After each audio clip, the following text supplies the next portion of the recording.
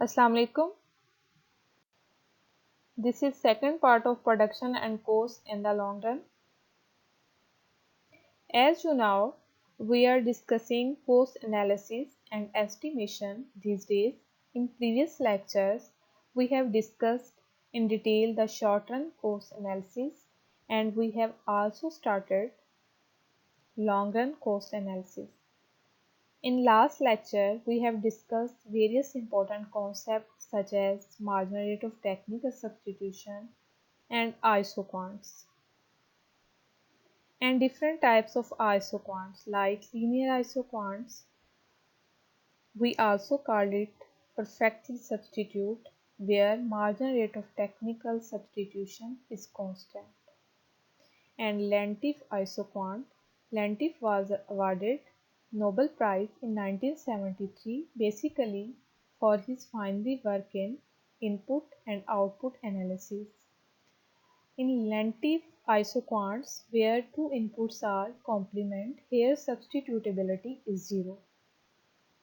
As well as we have discussed convex isoquant, we also called it typical isoquant and kinked isoquants. After this, we have seen there that negative and positive sloped portion of in isoquants. Negative slope portion is feasible region, that is meaning full economic region for production, and also called it relevant portion. There was we we have also discussed that there was two ridgelines. One is upper ridgeline and other one is lower ridgelines. And these and this area is called positively sloped portion of in isoquants. Lower ridgeline, the area shows below the ridgeline where our marginal productivity of labor is negative. As far as upper ridgeline, above area there where marginal productivity is capital is negative.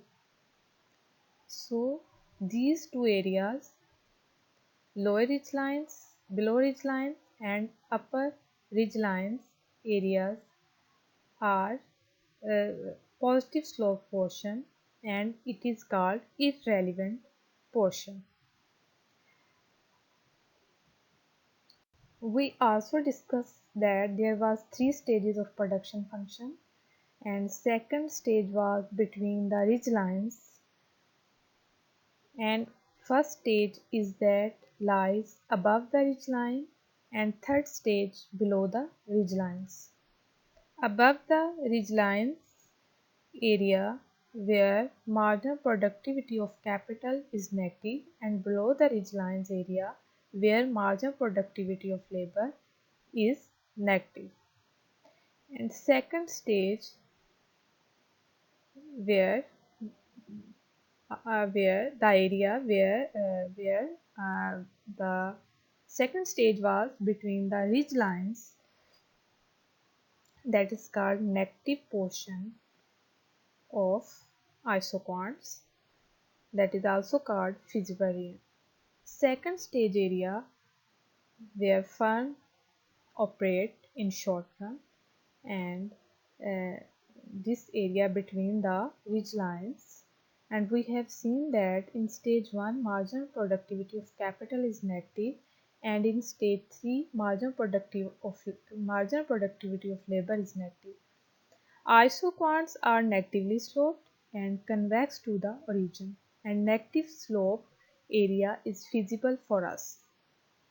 Negatively sloped area due to marginal rate of technical substitution, where to get one more unit of labor we leave less unit of capital. So marginal rate of technical substitution of labor for capital is falling.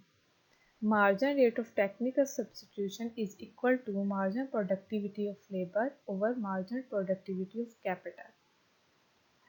So marginal productivity of labor is declining and marginal productivity of capital is increasing. It is because of substitutability. Because when we get one more unit of labor, we leave less unit of capital. That's why our slope is negative.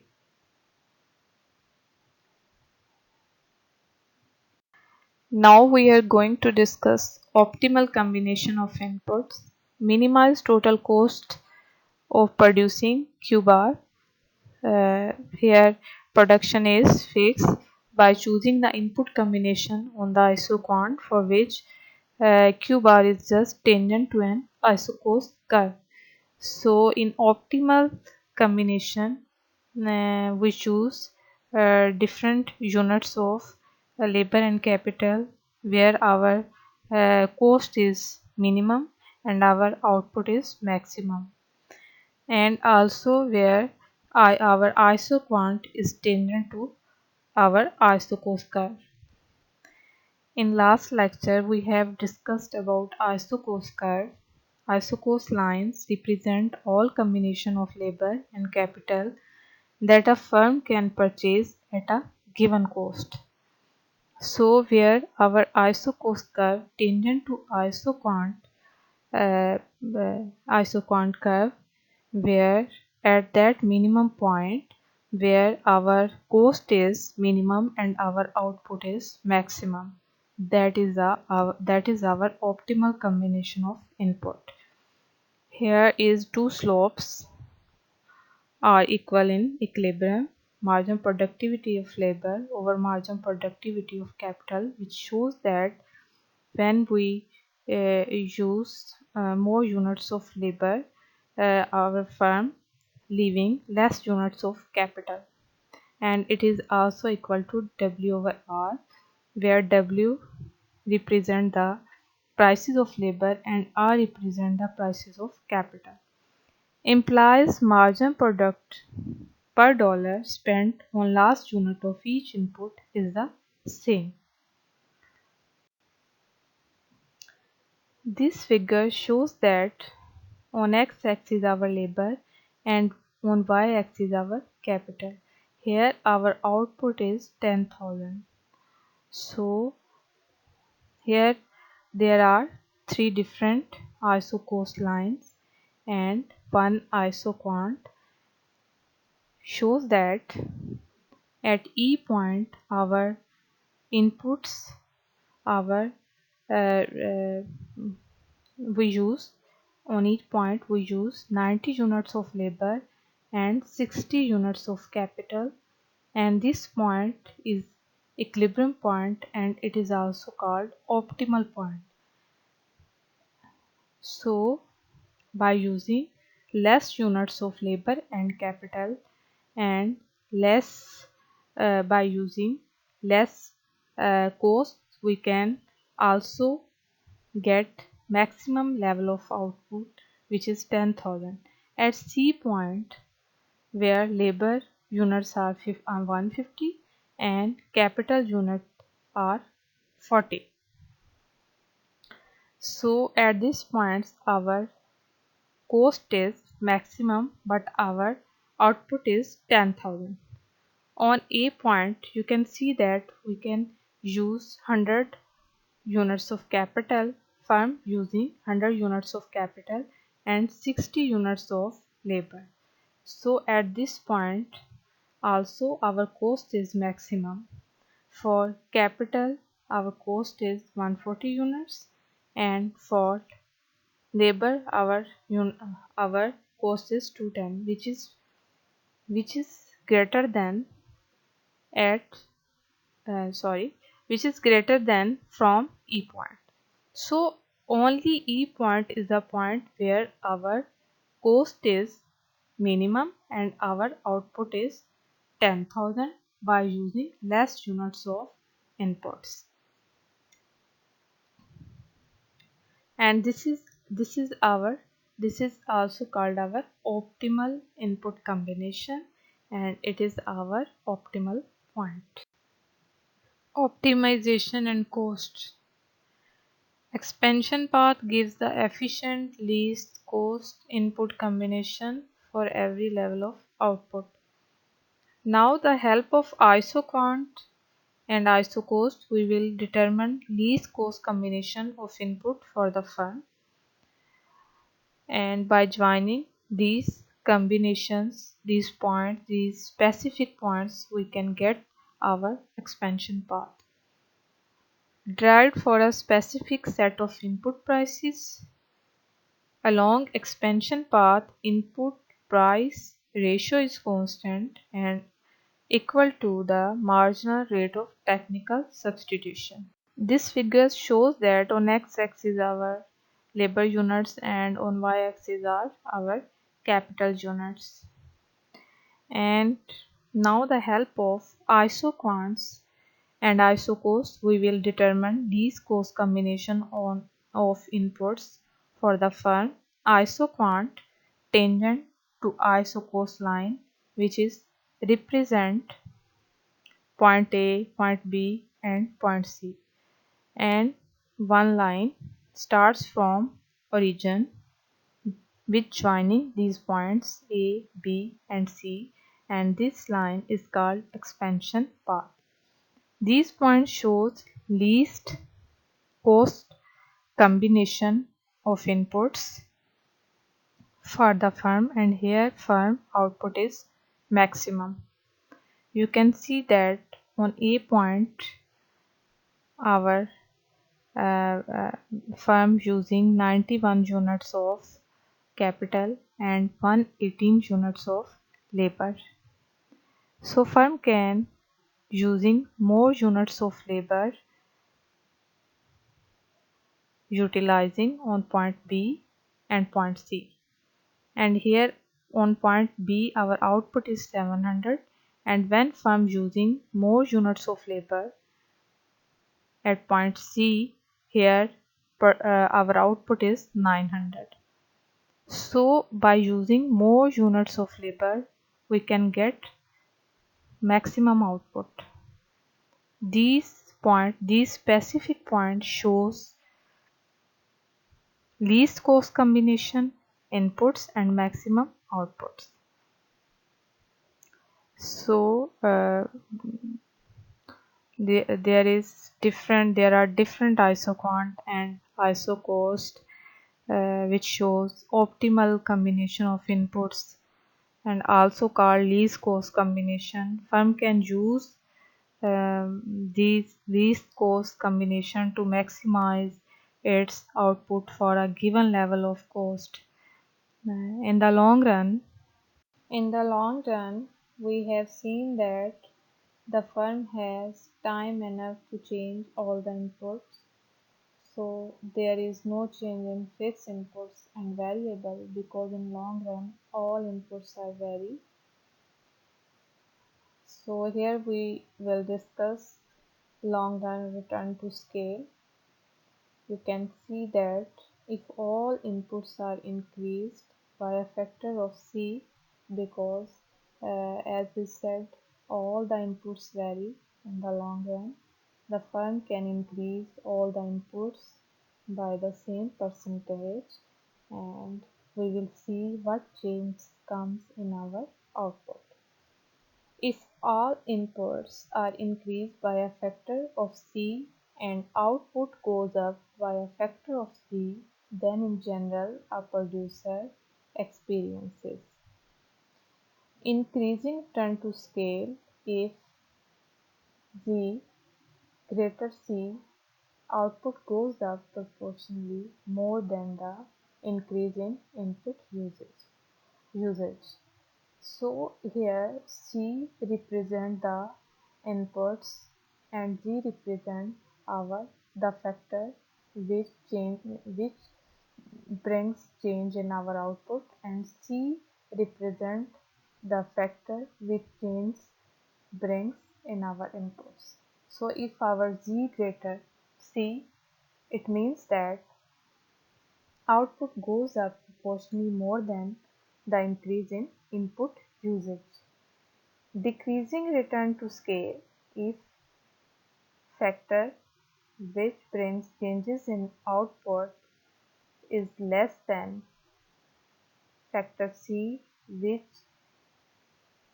brings changes and our inputs, output goes up proportionally less the increase in input usage.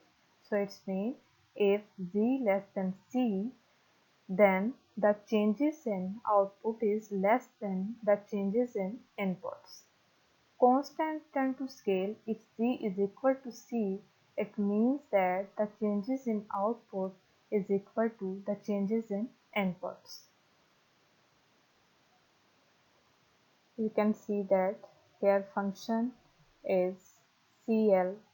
C is a factor which brings changes in labor, and C is a factor brings in capital, and G represents the factor which change brings for output. And here is long run costs. Long run total cost for a given level of output is given by, you can see that here is the isocost line equation. Long run total cost is equal to WL. Here W represent the prices of labor plus R represent the prices of capital, RK, and this is the isocost line equation, and where W and R are prices of labor and capital respectively, and LK represent the different combinations of inputs of labor and capital on the expansion path, and these combination shows the least um, cost and maximum output that minimize the total cost of producing that output, and it shows the minimize total cost of producing that output. Long run average cost measures the cost per unit of output when production can be adjusted so that the optimal amount of each input is employed, and long run average cost is U-shaped. Falling long run average cost. When long run average cost is falling, it represents the economies of scale, and when long run average cost rising, it indicates the diseconomies of scale. Long run average cost is equal to long run total cost over output. Long run long run margin cost measures the rate of change in long run total cost as output changes along expansion path. So long run marginal cost basically is equal to rate of change in long run total cost over changes in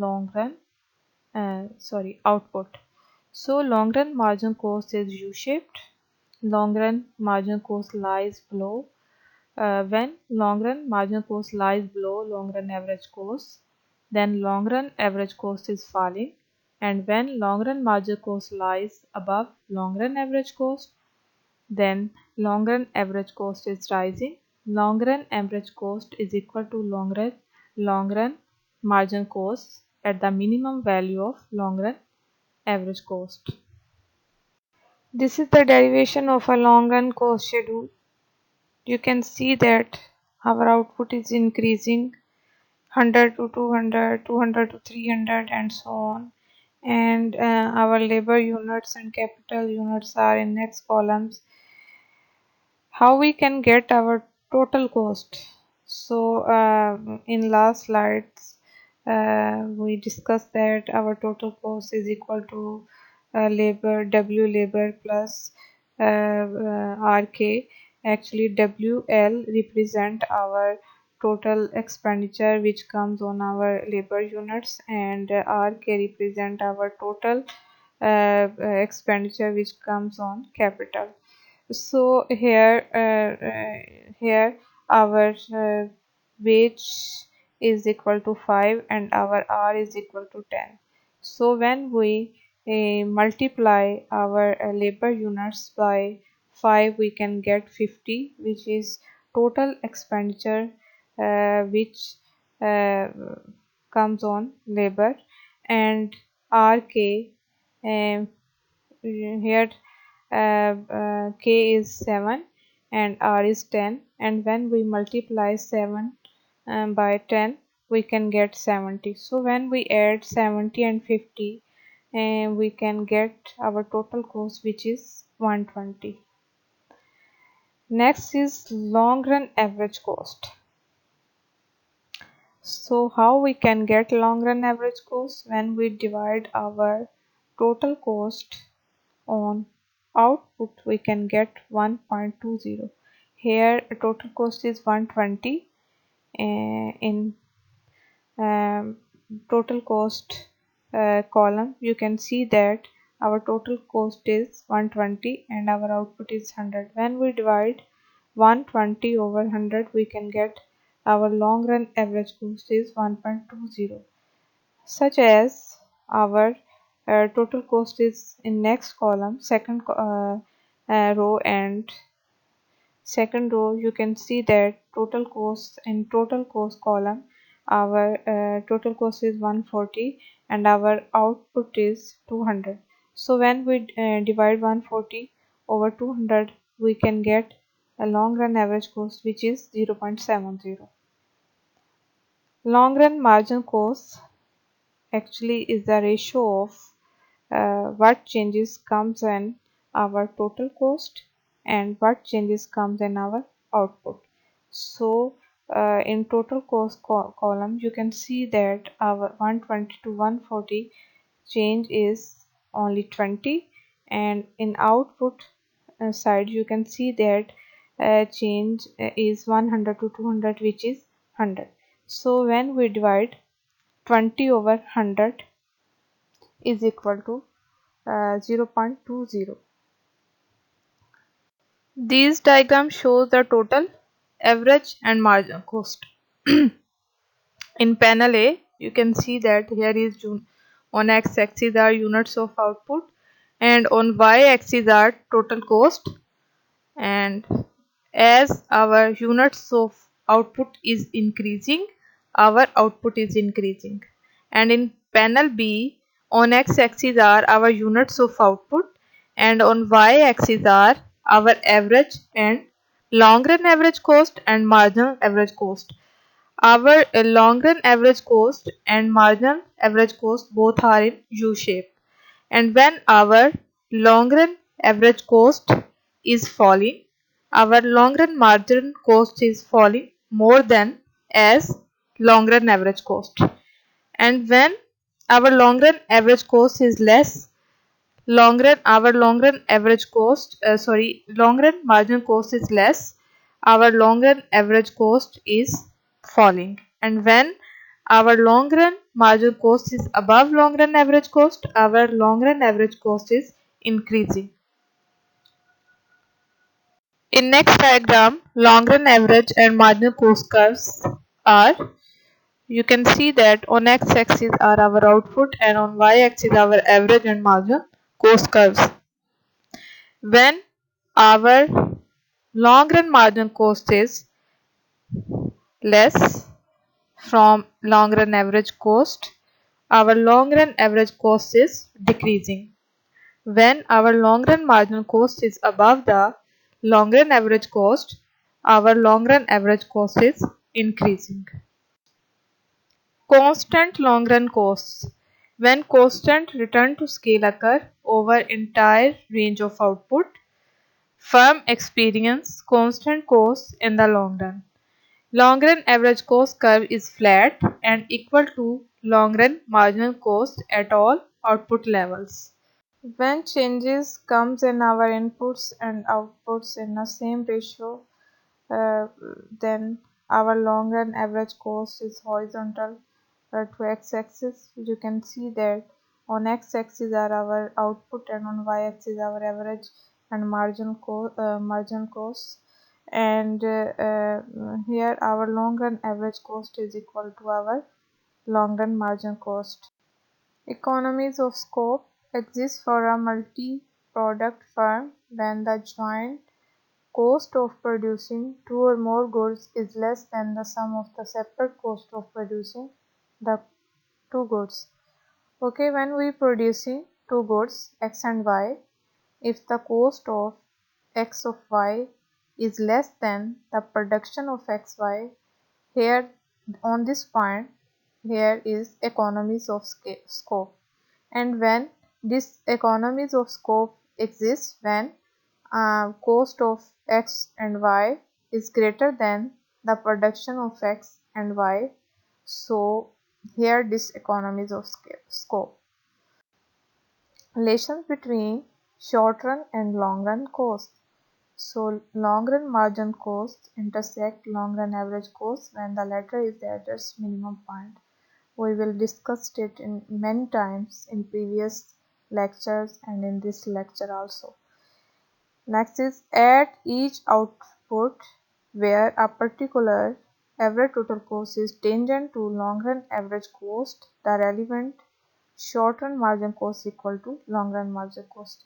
For all average total cost curves, point of tangency with long run average cost is at an output less, where output is less, greater than the output of minimum average total cost if the tangency is at an point less, greater than that associated with minimum long run average cost. This diagram shows the long run average cost curve. You can see that on x-axis are our output and on y-axis our averages costs. So you can see that by joining different short run average total cost, we can get our long run average cost, and this figure derives its shapes economies of scale where cost is less and diseconomies of scale where cost is greater. So you can see that where tangency at point R where and point M and point E where tangency is less of average total cost that associated with long run average cost.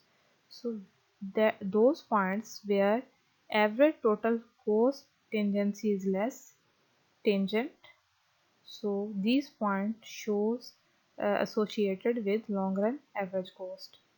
So when we joining these average total costs at tangent point which is associated with long run average cost, we can get our long run average cost. And when our long run average cost is falling, this point where our cost is less and our production is increasing at minimum point, point M where our production and cost both are equal, and this point is also called best optimal point. And when our long run average cost is increasing, so here our uh, cost is greater, production is increasing but our cost is also increasing, so it is called over optimal point. You can see that at E point. So R point shows the less optimal point, M point shows best optimal point, and E point shows over optimal point. Thank you. Allah Hafiz. God bless you.